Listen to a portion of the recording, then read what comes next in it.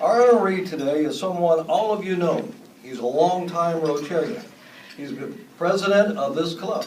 He is a Paul Harris Fellow. While he is currently retired from his occupation of over 40 years, he most certainly is not retired from life. Our honoree believes in giving back to the community, whether it might be his church or the local scouting program. Today, the Rotary Club of Gulfport wants to honor George East. George? Today, the Rotary Club is honoring one of those people.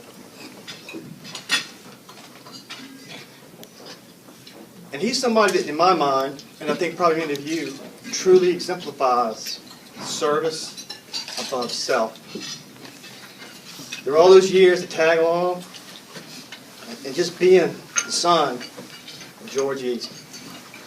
There's so many times that I've seen, and I continue to see, where he has put that service before himself.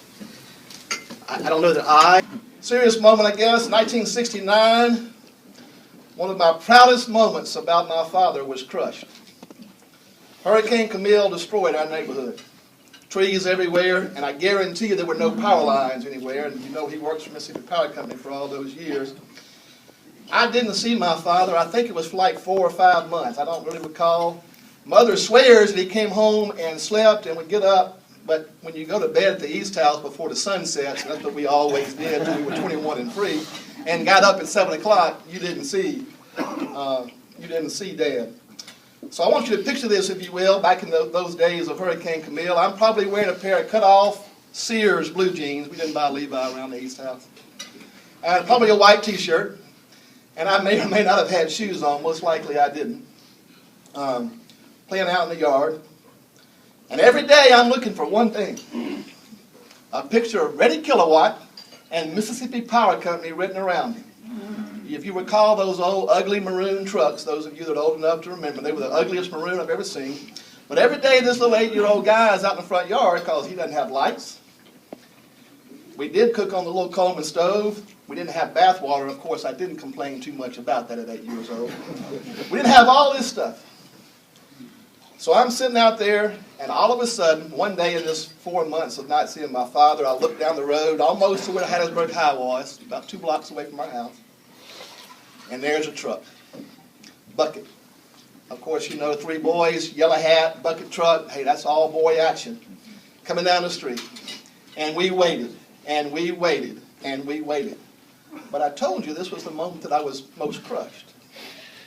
Finally, that truck pulls up to the telephone pole, the power pole. Pardon me, Mr. East. The power pole outside the house, Alabama Power. So I hadn't seen my father for 4 months, and they can't even have a Mississippi Power Company truck working on my own power. But I also will tell you that same story leads into one of the proudest moments that I can remember about Dad. We moved. Thank goodness Mississippi Power Company wasn't the big southern world that time, but we moved every other year, it seemed like. Some of those I didn't like, by the way. But anyway, we moved and we moved. So from Gulfport to Hattiesburg to Meridian, spent summers in law with my grandfather and grandmother. We moved amongst those cities pretty regularly. There was a picture, a framed $1 bill that always seemed to move with us. And none of us ever asked why. Did you ever ask why until later on in life? And there was the only 2 things hanging on this man's wall in his office ever was that framed $1 bill and a sign that says, "Quit your belly aching." Okay? Needle pointed by our mom, but that's what was on the wall. Nothing else. Finally, and I think I was trying to go back and remember, finally I think it was in Gulfport, the second time we moved in. I'm probably a junior in high school at that time. And I finally have the courage to ask, why are we taking care of this $1 bill? Matter of fact, never looked up from his work. You ready?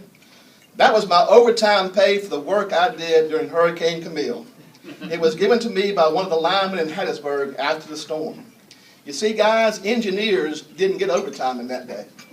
He was working for what he was supposed to work for the month. Left his family for 4 months. Got the lights back on in Hattiesburg. And got paid $1. That's service to an organization. and service to the community. You never thought about it. It's my job. I'm going to do it.